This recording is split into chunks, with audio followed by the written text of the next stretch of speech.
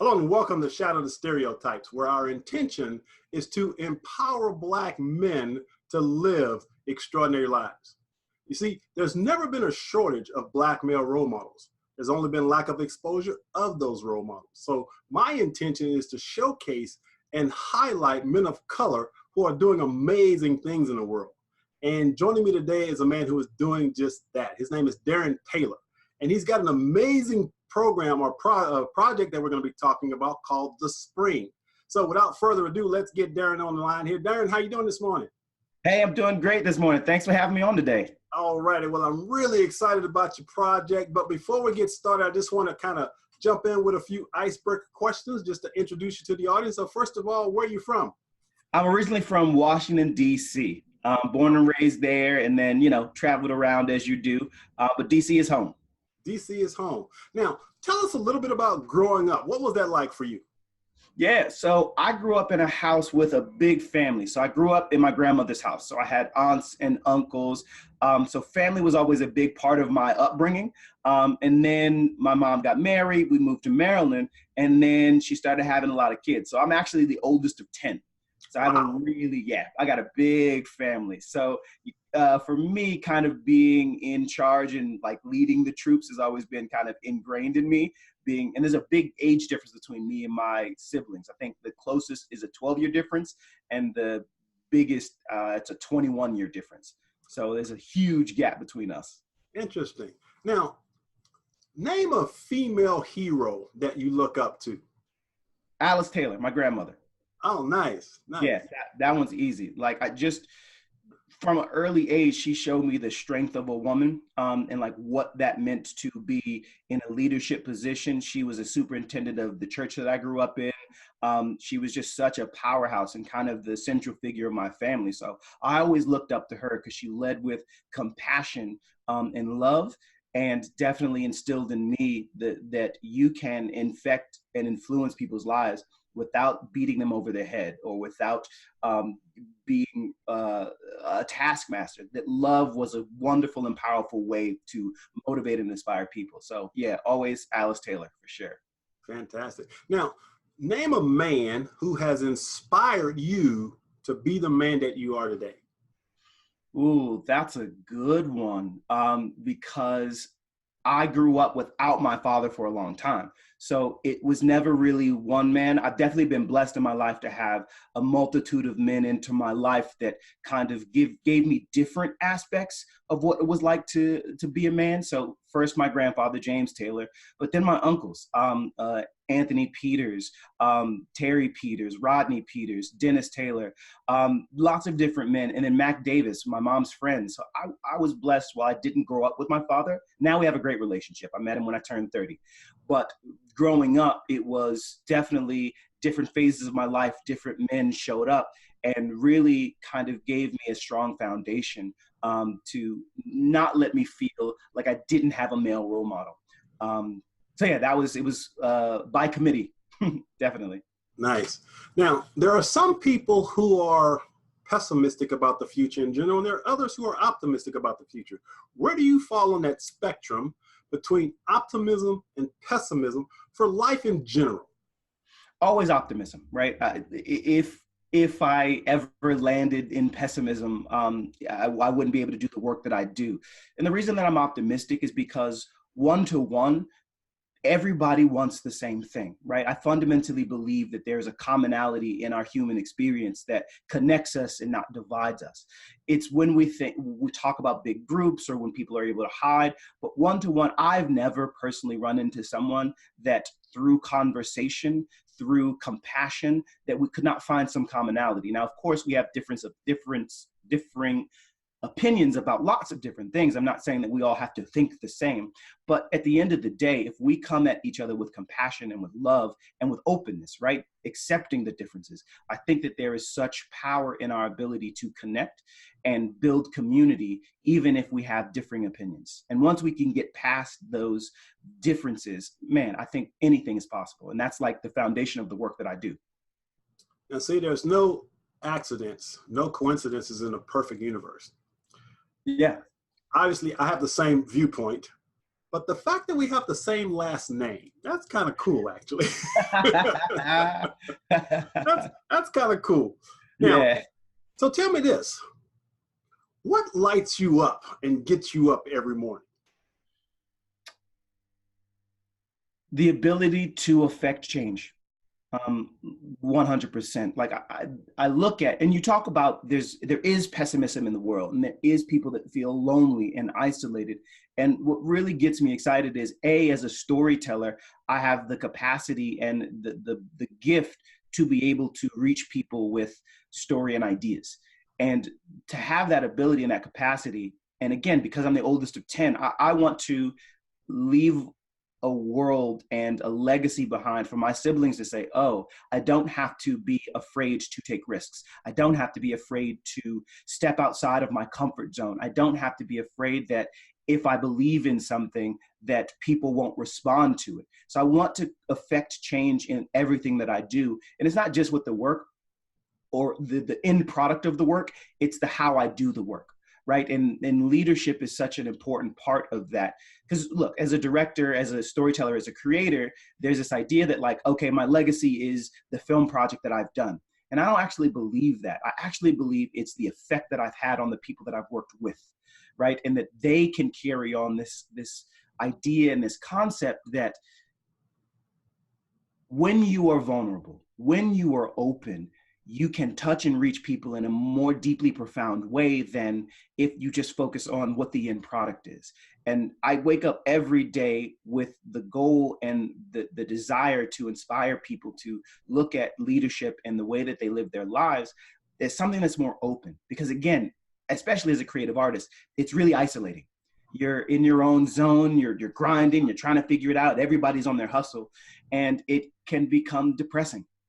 Right? It can become isolating. I've battled with slight bouts of depression over various periods of my life, had to go to therapy. And, you know, at one point I thought I didn't have a story to tell, which, you know, thinking back, it was just depression kind of pushing down on me. And depression is not something we often talk about, especially in the Black community. And it is something that I've struggled with and lots of other people struggle with as well. But when I realized that I had family and love and community around, that then opened me up to be able to take more risks. So I wake up every morning with a desire to empower other people, not me, but other people, that they have a community around them that is willing to support and uplift them. Yeah, and again, that's the whole intention of this show, especially for men of color, to be open and vulnerable to understanding that we're just human beings. And yeah, what I love about your project, which we're going to talk about, is we're going to tap into something that we all have within us. And we'll talk about that in a moment. But last icebreaker question. So if I gave you a magic wand, and with this wand, you could create anything your heart desires, what would Daren Taylor's life look like 10 years from now? Wow. I've been waiting for this wand for a while now. So the first thing that comes to mind is I would love to have a educational program for young people that gives them the space to share their stories. As I look at what was able to help me transform my life and deal with some of the challenges that we all face as we grow up, was the capacity and the home life that said, share your story. And I've worked with kids throughout my entire life, and I would love to have an after-school program, a school, just some sort of program that allowed young people the safe environment to explore and examine what their voice is. And that could be through dance, through acting, through music, that having a form of expression, I think even as adults, it frees us up in a way that we don't even understand. There's so much untapped potential in all of us. And I would love to, with my wand, create some sort of program in which that was possible for young people. Definitely, as I look at my little brothers and sisters, I want that for them, right? My little brother just sent me a story that he was working on, and it lit my light up. This is literally 2 days ago. And it made me so excited for him that he was willing to open himself up in a way and tap into something that he may not be familiar with. And I would love to give that to lots of other young people as well. So that's what Daren Taylor would do with that wand. Fantastic. And once again, I believe the universe is absolutely perfect, and we attract to us the right people and circumstances to manifest those types of visions. And I say that that's actually going to happen one day. Hey, I like it. I like it. I really believe, and there's some vehicles that I have that I'm sure we'll collaborate on. So we're gonna make that a reality. Nice. All right, so we're gonna be talking about your project. So before we begin, I want to play a clip. Let's see here, that is going to speak for you, and then I'll ask you some questions. Okay. Where's get my little technology here. Share.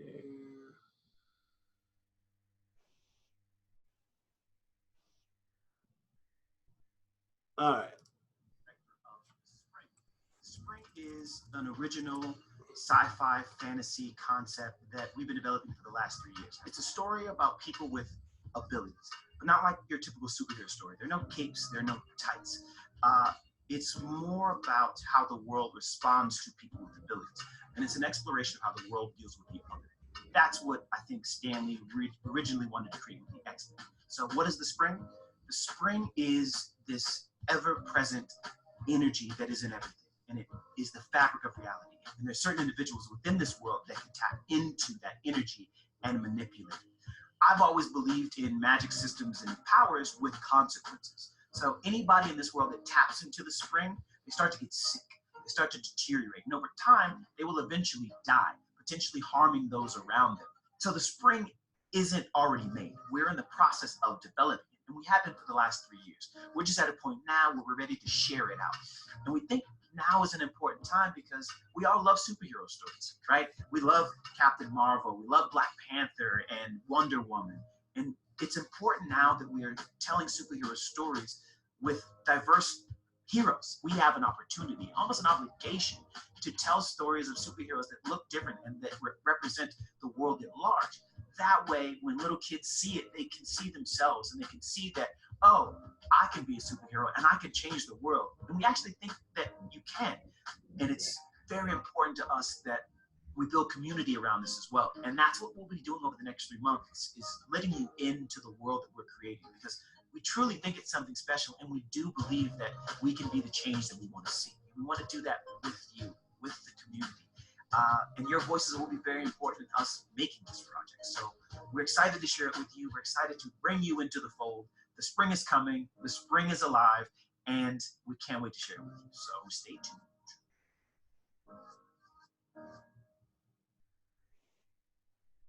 Okay, that was pretty well said. that was very well said. So again, I am so excited about this project. And so I want you just to kind of break it down a little bit, explain to the audience. Again, we kind of touched on it. Tell them exactly what it is, what you're putting out there. Yeah, so I'll give a little bit of background for it. This project started for me about 3 years ago, and it came about because of one of my partners, Marcus Mitchell. He wanted to create a gift for his wife for his wedding, and it was based around the idea of the story of a man becoming ready for his wife. And he has a dance background. He's an actor. He's a dancer, really talented, creative mind, but he needed somebody to help visualize the concept of this project. And this is my first time really working with dance. And so when we did, we saw that A, we collaborated really well together, which was really awesome. But B, I was like, oh man, like the way you move, that I've never seen a human being move that way. That looks like magic. And he was like, funny you should say that. Introduced me to a choreographer, and that was kind of the impetus of this whole project. And the idea of movement being magic was always the foundational piece, because look, we love superhero stories, like I was saying in that, but it's always it always looks the same. You hold out your hand, something happens, and visual effects happens. There's no connection to the physicality of the human being, right? If I were to run a mile, I'd be winded, right? I might have a cramp, I'm breathing heavy, but in these movies and these shows, they shoot laser beams from their eyes and they fly, but there's no exhaustion that they feel. There's no cause and effect with the physicality, and that almost takes it out of reality, right? You can't exert energy and be fine afterwards. There has to be a cause and effect. So that was kind of the foundation of the beginning of the exploration. But as we got as I started to study dance and movement more and more, I started to see ritual. I started to see reverence. I started to see praise. I started to see this connection to something outside of the self. And as a man of God personally myself, like that started to resonate a little bit with what we started to get exciting, right? That there's something outside of ourselves that we can connect to that's in all of us. Okay, that sounds like magic if we make it magic. And I'm also a big fantasy nerd, right? Read fantasy novels, watched anything that has dystopian, otherworld sci-fi, like that's my whole thing. So these pieces started to kind of collide together to really form the foundation of this narrative. And it landed on this idea of the spring. Now, the spring is the essence of everything. It is in you, it's in me, it's in tables, it's in everything. It's really the fabric of reality. And there are certain individuals that can tap into this magic. But like I said in the video, I didn't want to create a world in which magic was easily accessible or used, right? I like to create those obstacles for our characters to kind of struggle through. And so this magic that was readily available, something happened. A cataclysmic event took place way before our story starts that actually closed the spring. And so now in the narrative, when our characters tap into the spring, it creates a sickness. It creates something, an adverse effect within them that caused them to be ostracized by society. I'm also, as a storyteller, fascinated with the story of the other, right? And, you know, growing up as a Black man in America, we are constantly, if we understand our history and understand the narrative of this country, there is a process of otherism within the country in which we push people aside. That's a really powerful story, and it's really powerful overcoming that story, right? At the core, the spring is a story of overcoming those obstacles and fighting for a place within society in which you are accepted, in which you are acknowledged, and to, you know, sprinkle in a little magic and fantasy within that. I think the beauty of sci-fi and fantasy stories is it allows us to explore really difficult topics outside of the current context of the world. It's easy to access that because people don't feel guilty, but they're able to identify with characters in a world that don't look like them. I think that's a really good way to open people's minds up without beating them over the head. Now, I do think modern politics and history are important to learn, but fantasy and sci-fi just give us kind of a different door into people's hearts that allow them to find change without feeling immediately guilty or resistant to the idea that, oh, I don't treat people like the other. That's totally fine. So we created a world in which that was part of it. And we see the hatred, the bigotry, the lack of acceptance of people that can touch a magic that is in everybody. And that's kind of the foundation of the story and the narrative that we look to explore over a number of seasons, and really dig into the idea of what it means to have everyone be able to touch this thing, but only treat certain people negatively. Now, with that being said, so the vision for the spring is a series, not a movie. It's a series. Correct. Correct? Okay. So I'm curious now, so how did you get involved in writing and directing? I mean, did you go to school for directing and writing, or? No. I actually went to school for acting. So I went to, so in high school, I've always been involved in the arts, in plays. I actually produced my first play in 7th grade. I went to my principal in middle school and was like, I want to do this play. And he's like, oh, okay. So I've always been inspired to create and build my own stories. But I went to NYU for acting. And this is, like you said, there are no mistakes. When I went to NYU, there are 7 different acting programs. I didn't know which one to go to. They said, which one do you want to go to? And I was like, that one. And what was beautiful about it was that school itself was called the Experimental Theater Wing. And it was teaching us not just how to be actors, but how to be working artists. So we took classes in dance, in producing, in writing. And so while it wasn't technically a writing program, it was an acting program, but they wanted us to have the tool set to be able to tell stories without someone giving us permission to. And I didn't know at the time, but it was really laying the foundation and the groundwork for me to come out of school and move into writing, directing, and producing. But funny story about the transition, right? So I went to school to be an actor. had all these tools, but still wanted to act because I was going to be on Broadway. Even though I can't sing a lick, but I was going to be on Broadway somehow.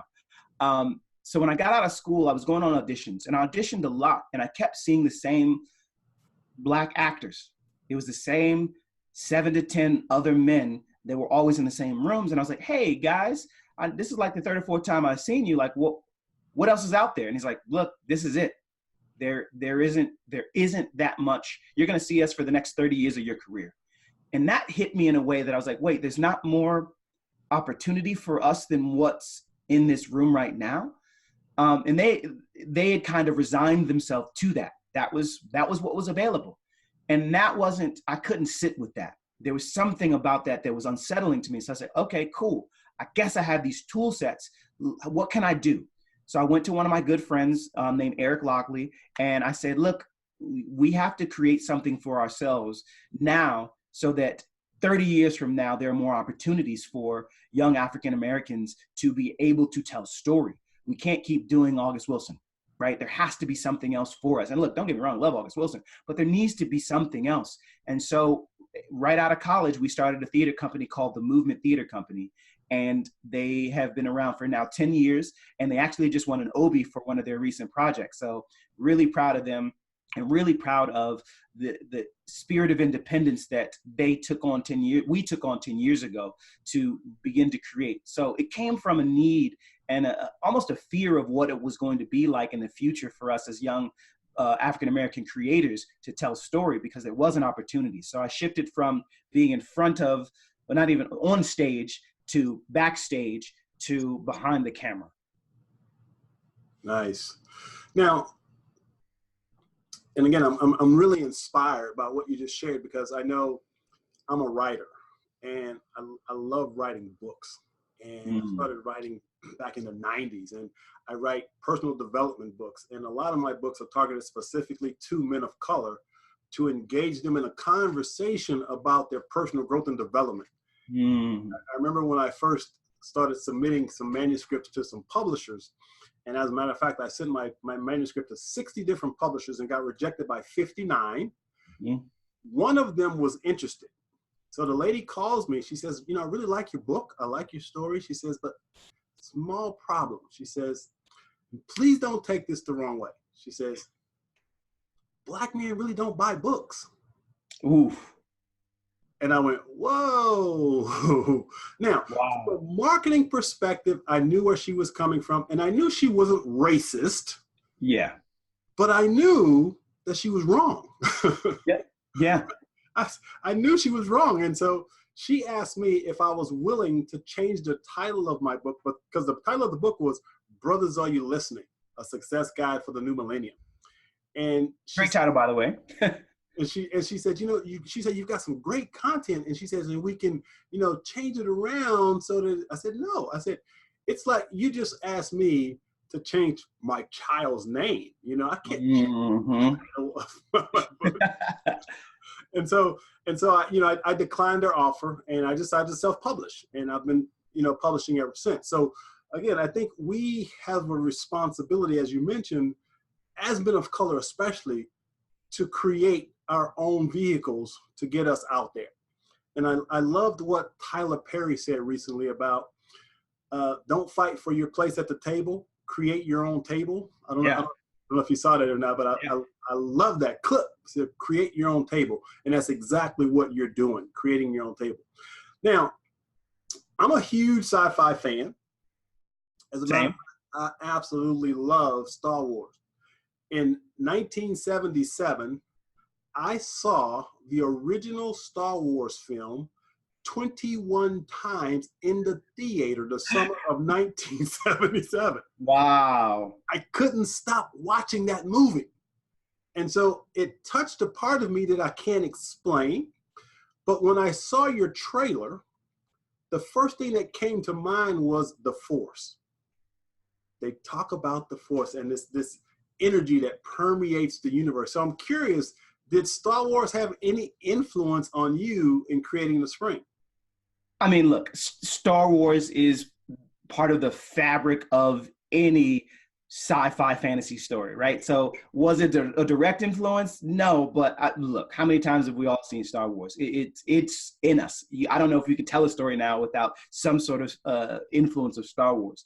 But for me, it was actually the concept of dance. When I interviewed, so right after I started on the project, we did a year of basically study for me. I would go into dance classes and talk to different dancers and interview them, talk about what dance was and what it felt like. And there was always this talk about this transcendent moment in which they were able to really almost symbiotically connect with their audience. And that through movement, I was like, oh, that's really interesting. They talked about flow a lot. And that's really where it started. And that's where the connection with the audience is. But yeah, I mean, look, Star Wars is in everything. Now, I'm sure you're familiar with Joseph Campbell, yeah, and the hero's journey. And so for those of you who are watching this, if you don't know who Joseph Campbell is, he was a mythologist, and he came up with a concept he called the monomyth, which basically says that every story is like a heroic journey, and he called it the hero's journey. And there were actually 10 steps that you went through to go on this hero's journey. I personally believe, or actually I call it the soul's journey. And so I have a deep spiritual understanding that as human beings, we're all on this amazing journey. Yeah. And stories are designed to help wake us up to us being on the journey. And I kind of get that feeling that that's what you guys are creating with the spring. Definitely. And so what I was really fascinated by was what you were talking about, which is dance, and how you've incorporated dance into this sci-fi / action genre. And I noticed that I was watching your trailer. As a matter of fact, I want to play. Yeah, let's play that proof of concept trailer. This is really great. Let me pull it up real quick. Let's see here.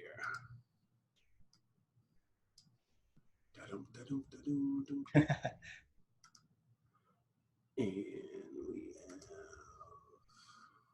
that. All right, we got too many screens open here. All right, here we go. Where? Okay. Share screen, desktop. Go. For as long as I can remember, we've lived in fear. Cast out for what we can do. Hunted for what we represent.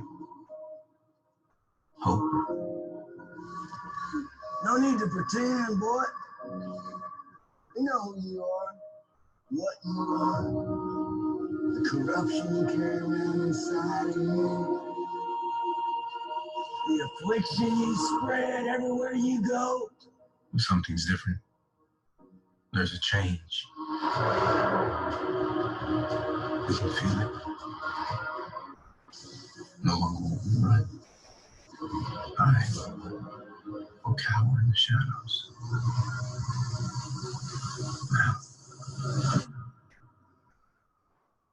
Now we fight back.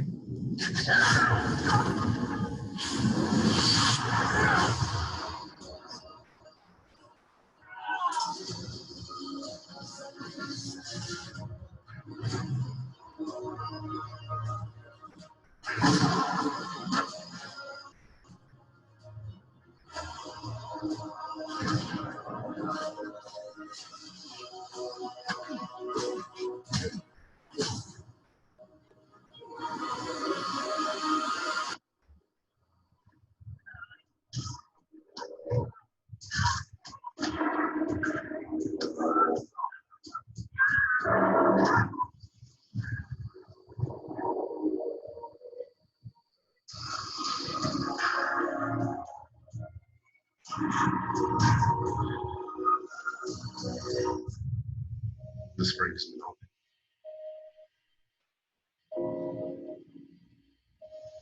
But that's only the beginning.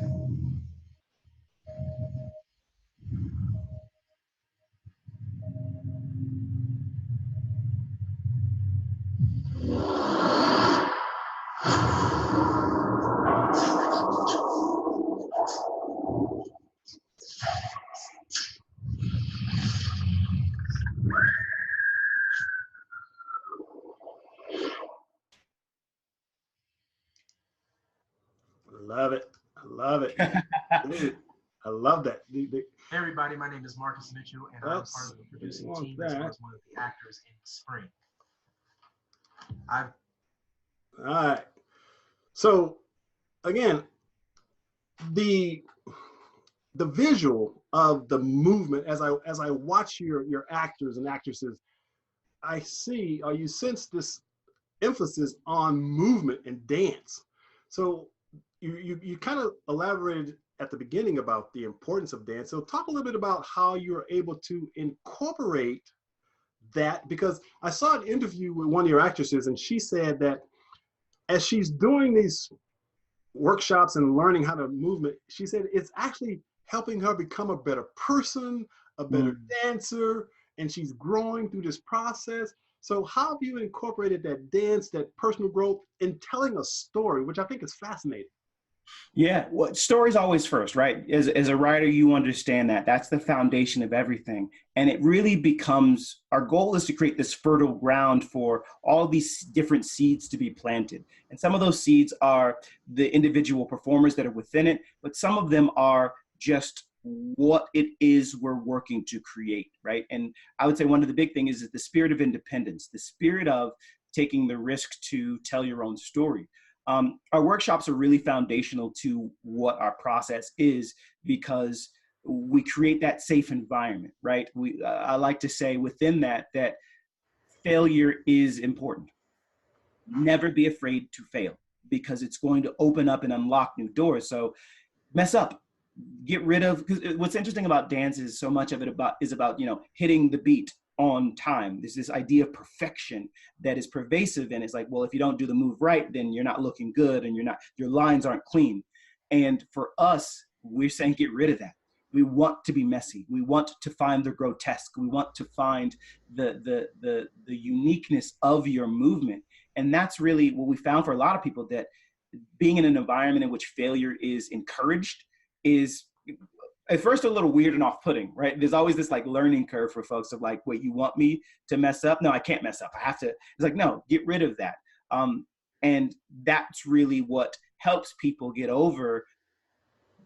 Failure is something in our society that is not really looked upon positively. For me, failure is actually giving up, right? Failure isn't not hitting my goal or reaching a certain achievement. It's giving up, it's quitting. But as long as I'm in process, as long as I'm striving towards something, I'm always finding success, because I can learn from whatever thing has happened in my past to allow me for greater growth in the future. That really, I think, helps every artist and creative person be like, oh, Daren's not gonna let me give up. So all I have to do is keep trying. And I think that's what I think you're talking about Frody. Frody is definitely somebody who has definitely grown from our workshops, but it's a mutual thing, right? I'm also not going, none of the three creators, Marcus Mitchell and Fresh Redding, we're not going in there saying we know everything, right? Again, we've set the environment, we've set the table, like you're saying, excuse me, for people to tap into something, and we encourage them to tap into something beyond what they've done before, right? And it's a gentle nudging towards that. Yeah, and the beauty of that is, from a psychological and spiritual perspective, when you create a safe space to allow for authentic creative expression, then you open the door for authenticity, for that person to really tap into that spring that you're talking about. And so one of my mentors, a guy named Wayne Dyer, who unfortunately passed away, he said something that really stuck with me about failure. He said, there's no such thing as failure. He said, there's only the non-attainment of a desired result. Yeah, that's it. Yeah, he said, there's only he says, the problem is people get so caught up into failure that they internalize that that's who they are. You know, they want to achieve something, they didn't achieve it, and now they think internally that they're a failure. And so I really believe in that concept. There's no such thing as failure. No. You wanted a result, you didn't get that result, and that's it. so why beat yourself up for not attaining that result? Let's create another result. Let's move towards another result. But more importantly, though, what I love about what you're saying is in your environment that you're creating this thing called the spring, you're actually practicing what you preach by giving them the space to tap into that which is already within them. Yeah. So that's really powerful. And again, we have this idea of perfection, whatever that is. Yeah. But what I do know with absolute certainty is that as a human being, we have a spark of divinity within us. Yes. We have access to, and I love the metaphor you're using, the spring. We have access to the spring at all times. Now, there's an amazing mythology, if you will, in the process of growth. And you touched upon it when you said when people tap into the spring, sometimes they have to die. And so if you look at the story of Christianity without being religious, from a spiritual perspective, death and resurrection is part of the process of growth. Yes. Yes. Sometimes we have to be willing to die to our ego self, if you will, and awaken or arise or be reborn into our authentic self. And that's, I want to speak to that a little bit even within the proof of concept. There's a moment where Caden is on the ground, he's been beat up. And as he is on the ground low, he rises up and there's this creeping black thing that comes up, right? That to me is representing exactly what you're talking about. Then he crumbles and he rises again, now with this new energy, now with this, even in that small moment, the idea of death and rebirth is such a powerful, like you said, it's part of the narrative of growth, 100%. Yeah, and what I also love about that scene, especially as a man of color, we've been knocked down, beat up so much, and there comes a point where some of us say, that's enough. Yeah, no more. That's enough, no more. I am going to tap into who I am and unleash the spring, unleash who we really are. And so I'm also reminded of, I'm sure you've seen the film The Matrix. Yes. And you remember at the very end when Neo comes to the understanding and the recognition of who he was after he died. You remember? Remember? Yeah, for sure. Yeah, so there's that thread of spirituality, our essence as human beings. Sometimes we have to die to awaken to who we really are. Now, in this series that you're putting together, and I'm sure you're currently having a fundraiser to get it kicked off or whatever. But the first thing that popped to my mind was, man, this needs to be on Netflix. Hey, you know somebody there? And so is that something you're working towards? I mean, are we trying to get into those types of channels? 100%. So here's what's interesting. We shot that proof of concept a year ago, and that was the three creators. We pooled our own money. We put it together, said we need to, we talk about it. We've done these workshops. That's great, but we need to film something. We need people to feel what we're talking about. And so we did it. We shot that in one day. And that was a lot of sacrifice and favors from a lot of our network. And I'm really happy with how it turned out. And then we actually got the chance to take a version of that out to different production companies and see if there was any interest. And what's interesting was people said, oh, we like the idea, but we don't really think there's an audience for this kind of story. And we were like, no, you're crazy. Like, we know you're wrong. Like, there's no way. And that's when it reaffirmed for me that, no, like you said, like Tyler Perry said, we have to make our own table. No one's going to allow us outsiders, right? You know, we don't have big names or a big production company. No one's going to allow us to come to their table and eat their food. So what I heard from the feedback that I got was, great idea, but why don't you go make a graphic novel? Why don't you go write a book first? And I was like, well, A, that's not my art form. And B, if we do that, we lose the power of the movement, right? That is what makes that is one of the things that makes our story unique. So what we decided was to crowdfund. And a big part of crowdfunding is building your community before you film, right? It's almost like your test market before. And we've gotten such amazing feedback and response from it that we knew that, yeah, it's affirming, right? When you're as an artist, you create and you hope that an audience likes it. You want them to buy into it. And that's what we're seeing with the campaign right now. And our goal is to go back to those other companies and say, here's your audience. We did it without your support. Now the negotiation becomes a little bit different. So our goal is definitely to get on a network and have multiple seasons. I've planned out multiple seasons of this story because he says at the end, the spring has been opened, but that's only the beginning. And that's really true in the narrative, that the opening of the spring is just the first part of the story.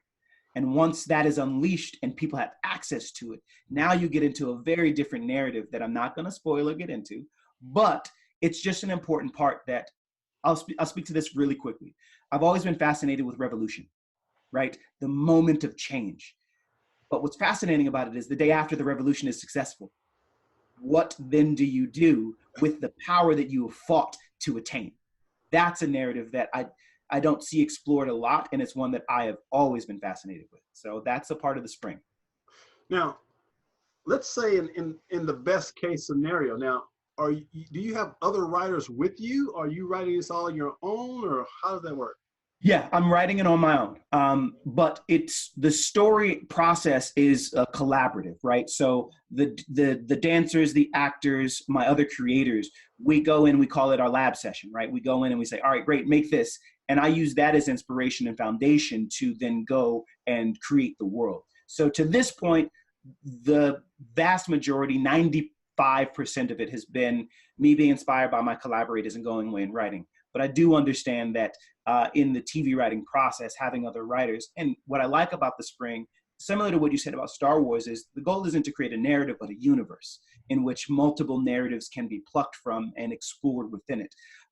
So I'm definitely open to having other writers join in and finding places within this story that they can find, like, oh, I want to tell a story about, one of the stories I'm interested in telling is a refugee story, right? This idea of someone who is coming to find refuge and how a community that already exists either embraces or rejects that person and where they come from.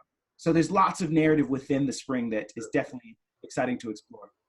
Well, without question, I know with absolute certainty that the spring is moving and flowing through you. and I'm really proud and glad that you've listened to and tapped into that part of yourself that's not listening to the naysayers out there who says it can't be done. Yeah. I'm reminded of, I don't know if you remember Spike Lee's first film, She's Gotta Have It. Of course. Yeah, you remember that, and what he went through to get that out there, and look where he is now. Yeah. So I'm seeing you as that type of person, that you're building your own table and you're bringing people to the table, and again, I'm really glad to be a part of, even if it's in a small way, to share your vision with others. Now, do you ever think about, outside of the series, just doing a movie? It has come up for sure. You mean a movie of the spring? Yeah, something, a movie versus a series, but just a movie. Yeah, it has come up a lot because what's interesting is that it's almost easier to make an independent movie than it is to make a TV show. Sure. And we've gotten that feedback a lot. It is definitely something on the table, but I'm committed to, and my partners are committed to, the world of this is so big, and the characters that we're interested in telling. And you mentioned Joseph Campbell and the hero's journey. One of the things that is important and interesting for us to explore is, yes, Caden is the main character, but this is a story, this is a world in which it is about multiple characters. He's the catalyst, right, that draws us towards the inevitable conflict. But this narrative about what the spring isn't about a single individual. It is about our collective connection to something that is within all of us. So yeah, we're committed to telling an episodic journey versus telling a singular narrative, because then it would just really focus on Caden and his journey, and there's just too much to tell. I want a bigger story. Yeah, and another thing that I really admire about this, obviously, is the diversity of it all. And this is so, so important. And again, I happen to be an irrepressible optimist. And from my lens, I'm super excited when I see projects like this, especially with a man of color that's kind of driving it. But what I also noticed that as I'm watching some of your videos of your team, just the connection that you have with the actors and actresses of different ethnicities. Because right now the world needs to see this. They need to see, despite what our current president is saying and doing, and the narratives that are being driven around race. Again, my understanding underneath it all, there's a divine order in all of it. Agreed. But I'm really proud that what you're doing is creating this space of diversity behind and in front of the camera. So I just want to acknowledge you for that. Thank you. Yeah. Another question I wanted to have is, you mentioned earlier that you're a man of God. So obviously spirituality plays a huge part in everything that you do. So can you just touch upon how your faith, if you will, has contributed to this project and you moving through your challenges in life? How important has that been for you? It's been foundational, and to be completely honest, it's been a journey, right? Growing up in a household in which church every Sunday, Bible study on Tuesday, like it was ingrained in me. But in my late teens and early 20s, I thought that God wasn't a part of my life. That was I was like, I'm not going to church anymore. I'm a creative artist. I have to be free. And I thought that I was, independent and doing things on my own. It wasn't until years and years later that I realized that there is divine order. I think it took some perspective from my part to say that, oh, that thing that happened to me at 18, that was part of the journey. So I look at what's happening right now, and I can chart back decades to decisions and outcomes that I thought I had failed. I thought that, again, I thought I was going to be a Broadway star. That was my journey. And I look back, and it has given me a perspective to say that God has always been a part of my life. And the concept of faith was something that I'd always struggled with, though, right? That I don't know what's happening. I'm a control freak, right? I want to know exactly what's going to happen, when it's going to happen, call it being a director, call it whatever you want. But that was always such a big part of my identity. And as I got older, and actually it was when I met my wife, that's when things really clicked.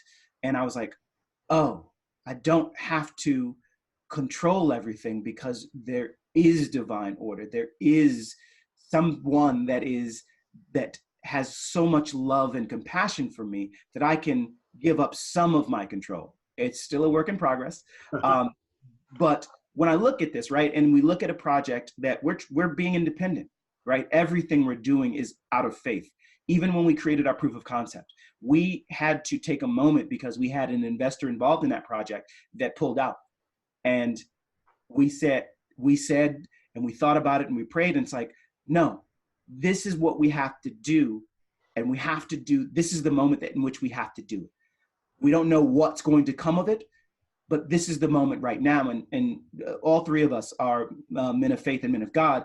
And we said, great, this is what's on our hearts. This is what God is moving us to do. Let's do it. And here we are a year later with so much love and support because of that. So God and faith is a big part of my life personally, and a part of this project too, because like you say, naysayers will come up.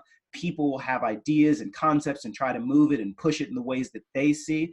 But we definitely wait on God for everything in this process, to allow us to do things not in our own strength, but in His. So, yeah, beautiful. Yeah, and as a former atheist, I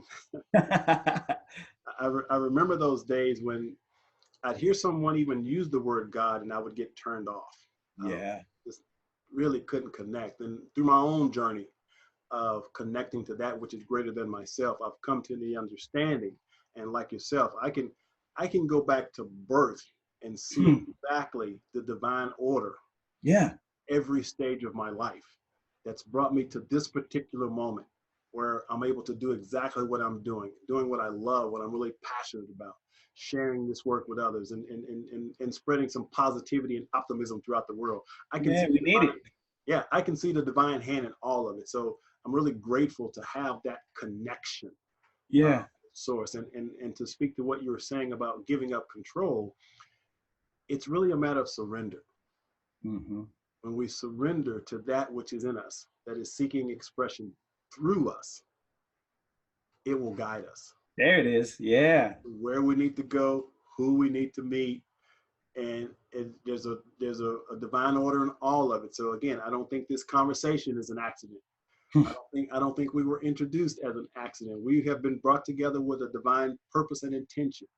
And so it has been my honor and privilege to have you on this show. And I just want to say thank you, man, for the work that you're doing. And now I just want to give you an opportunity to let people know how they can find out more about the Spring. If they want to support it, how do they find you? Yeah, awesome. So on all social platforms, it's at The Spring Lives. And right now we have our crowdfunding campaign on Seed and Spark, and that's www.thespringlives.com. And yeah, we're on day 20 of our campaign. We had an awesome first week. And yeah, we just want to continue to share the love and positivity that we are receiving through this project and really create some change within the industry and with individuals. Fantastic. Now, I want you to speak directly to the audience as we close, especially as a man of color, because we all know what that external media generated narrative is about men of color. But what we're doing here at Shatter the Stereotypes, or we're doing just that. We're shattering those stereotypes, and you are definitely doing it. So I want you to speak directly to the men of color out there and let them know what's possible and what you see for them. Yeah, no, that's, thank you for the opportunity to even speak to them about that. Look, there are so many barriers and stereotypes that have been put on us for generations. And we don't have to accept that. We don't have to accept any label that anyone puts on us. We can create for ourselves and trusting in the community and the inherent spirit of overcoming obstacles that is part of our lineage. We have moved through so much throughout this country's history that shows the strength of our character, that shows the strength of our conviction. And believing in that first, trusting in that, we can just let everything else wash off and be affirmed in the fact that there is power in what we have inside of us. And the voice and the conviction with which we speak will draw people to us. Sure, there will be people that are naysayers that don't believe in what you have to say, but trust and have faith that when you speak from a vulnerable, open place with conviction, and that's not easy, that takes work. I'm not saying any of this is easy or that it's going to happen overnight, but the work is going to be so transformative within our lives that it would allow us the space to create community that is inclusive, that is uplifting, that will be a buffer and a barrier to all that is negative out there, and eventually even incorporate that within the new community that we create. We have a unique history that gives us a perspective that a lot of other communities don't have. And because of that, that gives us a right and an ability to be a different kind of leader and show the world that we don't have to succumb to the strengths and the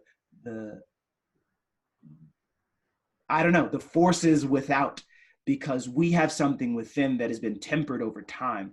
And I am proud to be able to do what I can do, but I'm not unique, right? I do want we can all do that. It just takes work and faith in which you have inside of you.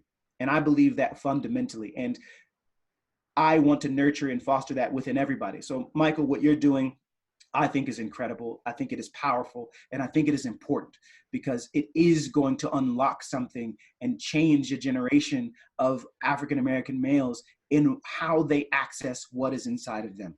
And it will only be for the better of the entire world. Thank you. Thank you. And again, we're just ordinary people doing extraordinary things. Yeah. Every human being has the capacity, the ability to do that. So for all the brothers out there, shatter the stereotypes. Tap into the spring in you, because it's there. Yes. It's there. You have access to it. And so we're just teachers. We're just sharing information. It's up to you to take what you learn from us, apply it to your life, and go out there and make a difference. So Daren, my brother, I just want to say thank you. Thank you. From the bottom of my heart, man, I'm just so proud of what you're doing and just so glad we've connected. And I'm absolutely certain there's many more collaborations coming up in the future. So once again, the universe is perfect. So again, thank you, man, and good luck on your project. Appreciate it, Michael. Thank you so much. All right, so this has been another episode of Shatter the Stereotypes, and recognize that it is up to you to live an extraordinary life. And we've simply given you some tools to support you in doing that. We'll see you next episode. Take care.